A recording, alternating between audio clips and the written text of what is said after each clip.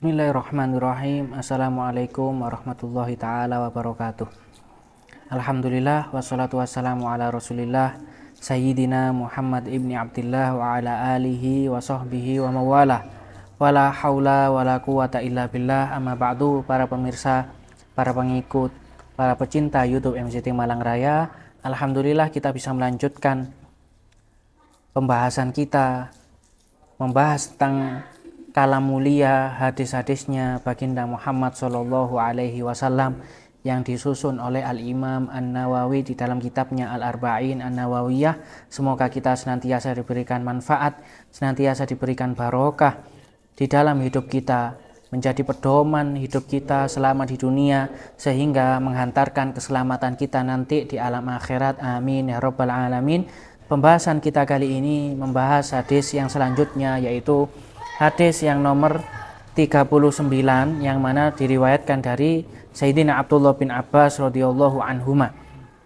Anna Rasulullah sallallahu alaihi wasallam qala, yang mana Rasulullah sallallahu alaihi wasallam bersabda, innallaha tajawaza li an ummati al-khata'a wan nisyana wa mastukrihu alaih. Di sini Rasulullah sallallahu alaihi wasallam membahas tentang hal-hal yang mana ketika kita melakukan sesuatu yang mungkin mengandung dosa, akan tetapi sesuatu tersebut tergolong dari keadaan-keadaan yang disebutkan oleh Rasulullah Shallallahu Alaihi Wasallam di sini, maka kita tidak termasuk orang-orang yang melakukan dosa, ya. Karena sebab keadaan yang insya Allah bakal kita bahas di pembahasan hadis yang kita bahas kali ini. Semoga kita dimudahkan oleh Allah Subhanahu wa Ta'ala. Amin ya rabbal alamin. Di sini Rasulullah Shallallahu Alaihi Wasallam membahas, ya, bersabda, innallaha tajawaza li an ummati al khotoah, yang mana sesungguhnya Allah Subhanahu wa Ta'ala tajawaza, ya, Allah ini memaafkan, Allah ini menggugurkan suatu dosa ketika dalam keadaan, ya, yang mana ini diberikan kepada Rasulullah Shallallahu Alaihi Wasallam, kepada umatnya Rasulullah Shallallahu Alaihi Wasallam, al-khoto, ketika kita dalam keadaan khoto, yang mana khoto ini adalah kesalahan, yang mana kesalahan bukan kesalahan yang disengaja oleh kita, kesalahan yang kita bermaksud untuk melakukan sesuatu, kemudian kita salah melakukannya, maka ini dimaafkan oleh Allah Subhanahu wa Ta'ala. Semisal kita melakukan sholat, yang mana sholat yang harusnya kita lakukan itu adalah sholat zuhur, kemudian kita kok ternyata salah niat, kita meniatkan sholat yang kita lakukan ini ternyata sholat asar, dan tidak ada yang mengingatkan kita sama sekali, dan kita tidak ingat selamanya, maka sholat yang kita lakukan ini secara hukum tidak sah. Akan tetapi Allah Subhanahu wa Ta'ala insya Allah telah mengampuni kesalahan kita di dalam hal-hal yang seperti ini. Ya, ketika kita bermaksud sesuatu yang mana ternyata sesuatu tersebut kita lakukan tidak sesuai atau salah dengan aturan atau dengan ketentuan yang harusnya kita penuhi. Begitu juga di sini ketika seseorang tersebut an-nisyan, juga keadaan yang mana kita akan dimaafkan oleh Allah Subhanahu wa Ta'ala ketika kita ini dalam keadaan lupa. Ketika kita dalam keadaan lupa, sebagaimana juga ketika sholat, ketika kita sudah masuk waktu sholat, kemudian kita benar-benar sudah azam atau sudah berkeinginan kuat untuk melakukan waktu sholat tersebut di kemudian waktu, ya, nanti, bukan di awal waktunya. Kemudian kita tersibukkan dengan sesuatu tersebut bukan sesuatu yang dilarang oleh Allah Subhanahu wa Ta'ala, sampai akhirnya kita lupa bahwasanya kita belum melaksanakan sholat kepada Allah atau ibadah kepada Allah, kewajiban kita yaitu sholat, maka hal yang seperti ini juga termasuk nisyan atau lupa yang diampuni oleh Allah Subhanahu wa taala, dimaafkan oleh Allah Subhanahu wa taala karena kesibukan kita, yang mana kita ini sibuk dengan sesuatu, bukan sesuatu yang dilarang oleh Allah Subhanahu wa taala. Ya. Semisal yang seperti ini adalah ketika seseorang itu sibuk dengan sesuatu yang wajib seperti mencari ilmu atau belajar atau mengajar, sehingga melupakan dia untuk mengerjakan sholat, ibadah, kewajiban dia kepada Allah Subhanahu wa taala dengan azam yang telah kuat, dengan azam atau keinginan yang sangat kuat di awal bahwasanya dia bakal melakukan sholatnya itu nanti. Kemudian lupa, ya ini yang tergolong, yang termasuk dari sabda Rasulullah Shallallahu Alaihi Wasallam. Wa mastukrihu alaihi. Begitu juga seseorang yang dipaksa oleh orang lain untuk melakukan hal yang mungkin itu dilarang oleh syariat, atau untuk meninggalkan hal yang mungkin hal tersebut diwajibkan oleh syariat. Ya. Semisal ketika ada seseorang mengatakan atau memaksa kepada orang lain untuk mentalak atau untuk meninggalkan sholat atau untuk tidak berpuasa Ramadan. Ya, dengan ancaman yang mungkin ketika ancaman tersebut, ketika perintah tersebut itu dilanggar oleh orang tersebut, maka ancamannya bakal dilakukan. Semisal ada orang yang mengancam atau memaksa bahwasanya dia disuruh untuk tidak berpuasa di bulan Ramadan, kalau engkau sampai puasa maka aku akan membunuhmu, atau aku akan memotong tanganmu, atau aku akan melukaimu, dan dia benar-benar serius di dalam ancamannya dia, maka ancaman yang seperti ini ketika ada seseorang yang diancam kemudian benar-benar tidak melakukan puasa di bulan Ramadan, maka orang tersebut walaupun meninggalkan kewajiban yang diwajibkan oleh Allah Subhanahu wa taala, orang tersebut termasuk orang-orang yang dimaafkan, diampuni oleh Allah Subhanahu wa taala karena adanya ancaman yang bisa membahayakan nyawanya dia. Dari apa yang kita bahas kali ini, ya, ini semua menunjukkan atas keagungan rahmatnya Allah Subhanahu wa taala, keagungan ampunannya Allah Subhanahu wa taala. Ya. Menunjukkan bahwasanya syariat kita, syariat Islam yang sangat mulia ini adalah syariat yang tidak memberatkan sama sekali kepada kita semua sebagai seorang muslim, sehingga kita patut bersyukur dengan kita ini bisa tergolong orang-orang yang benar-benar orang-orang yang muslim, orang-orang yang benar-benar menjalankan syariatnya Rasulullah, menjalankan syariatnya Allah Subhanahu wa taala dengan banyaknya keringanan yang ada di dalam syariatnya Allah Subhanahu wa taala. Ya. Haditsun hasan. Hadis ini adalah hadis yang hasan, rawahu Ibnu Majah wal Baihaqi wa ghairuhuma.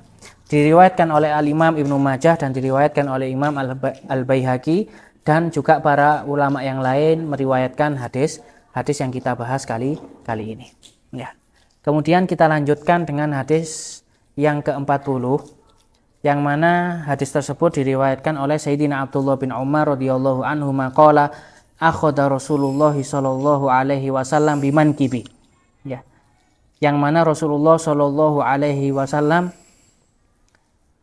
meriwayatkan hadisnya ini sambil memegangi pundaknya, kedua pundaknya Sayyidina Abdullah bin Umar radhiyallahu anhuma. Seraya Rasulullah sallallahu alaihi wasallam bersabda, kun fid dunya ka'annaka gharibun aw abiru sabilin. Ya. Jadilah engkau fid dunya. Ya. Anggaplah engkau ini di dalam dunia ka'annaka gharibun. Seakan-akan engkau ini adalah orang yang asing. Ya. Rasulullah sallallahu alaihi wasallam mengibaratkan kita ini di dunia seperti orang yang asing, karena orang yang asing, orang yang bukan berada di daerahnya, dia itu tidak akan lama untuk menetap di daerah tersebut. Dia pasti akan kembali ke daerah asalnya, ya, ke daerah dia berasal. Ya. kita dianjurkan oleh Rasulullah Shallallahu Alaihi Wasallam di dunia ini menganggap bahwasanya kita ini di dunia ini cuma sebentar dan kita bakal kembali ke daerah, ke tempat asal kita, yaitu nanti alam akhirat, yaitu nanti kita ini termasuk min ahlil jannah, ya amin ya rabbal alamin, atau kita naudzubillah termasuk min ahlin nar, naudzubillah min dzalik. Itulah hakikatnya rumah kita yang kekal, rumah kita yang bakal kita balik kepadanya selamanya. Ya. Tapi kita di dunia ini cuma sebagai gharib, cuma sebagai orang asing yang mungkin cuma bersinggah, yang tidak lama berada di dunia ini. Ya. Atau diibarahkan oleh Rasulullah Shallallahu Alaihi Wasallam abiru sabil, seperti seseorang yang cuma menyeberang jalan, yang mana ketika suatu jalan diseberangi, maka orang tersebut akan cepat-cepat untuk melewati jalan tersebut agar dia selamat, tidak tertabrak, tidak terjadi sesuatu yang mungkin membuat dia kecelakaan di dalam jalan tersebut karena banyak yang lewat. Maka itulah ibarat kita berada di dunia ini tidak lama. Kita berada di dunia ini hanya sebentar, maka seakan-akan nasihatnya Rasulullah Shallallahu Alaihi Wasallam, dengan waktu yang sebentar ini kita manfaatkan waktu kita dengan sebenar-benar ibadah kepada Allah Subhanahu Wa Taala, mendapatkan ridhonya Allah Subhanahu Wa Taala, sehingga kita balik ke tempat yang penuh nikmat nanti selamanya di surganya Allah Subhanahu Wa Taala. Sehingga dari hadis ini Sayyidina Abdullah bin Abbas mengungkapkan perkataannya, yang mana beliau berkata, idza amsaita fala tantadhiru sobah. Apabila engkau sudah masuk di waktu sore, jangan sampai engkau menunggu waktu pagi. Maksudnya ketika kita sudah ingin untuk mengamalkan sesuatu, ingin melakukan kebaikan, ya, dan kita sudah berada di waktu sekarang ini dalam keinginan kita, jangan sampai kita undur-undur. Mungkin tidak tahu ada sesuatu yang mencegah keinginan kita sehingga kita tidak bisa melakukan apa yang kita inginkan tadi itu. Wa idza asbahta fala tantadhiru masa. Apabila kita sudah masuk di waktu pagi, kita ingin beramal kebaikan, jangan sampai kita undur kebaikan tersebut, kita lakukan di sore hari. Atau mungkin juga alasannya ajal menjemput kita itu tidak mengenal waktu, dan kita tidak tahu kapan ajal kita akan datang kepada kita. Wa khudh min sihatika limarodik. Ambillah manfaat, ambillah pelajaran, ambillah waktu yang sebaik-baiknya ketika kita dalam keadaan sehat, sebelum nanti kita berada dalam keadaan sakit sehingga kita tidak bisa menjalankan kebaikan atau amalan atau ibadah seperti kita dalam keadaan sehat tersebut. Kita benar-benar manfaatkan waktu sehat kita sebelum kita mendapatkan waktu sakit kita. Wa min hayatika limautik. Dan waktu hidup kita manfaatkan sebenar-benar dengan ibadah, dengan amal-amal yang baik sebelum kita nanti mendapati datangnya waktu mati kita, sehingga semua amal baik, semua amal yang kita lakukan sudah tidak bisa kita lakukan lagi ketika kita sudah didatangi oleh kematian kita. Ya. Apa yang beliau katakan, apa yang dikatakan oleh Sayyidina Abdullah bin Umar tidak lain dan tidak bukan, ini dasarnya dari hadisnya Rasulullah Shallallahu Alaihi Wasallam yang beliau dengarkan, yang beliau dapatkan, yang beliau ambil nasihat dari sabdanya Rasulullah Shallallahu Alaihi Wasallam. Maka semoga apa yang kita bahas di sini menjadi manfaat kita di dunia, manfaat kita nanti, khususnya ketika kita sudah di akhirat mendapatkan nikmatnya Allah Subhanahu Wa Taala. Amin ya rabbal alamin. Hadis ini diriwayatkan oleh Al-Imam Al-Bukhari.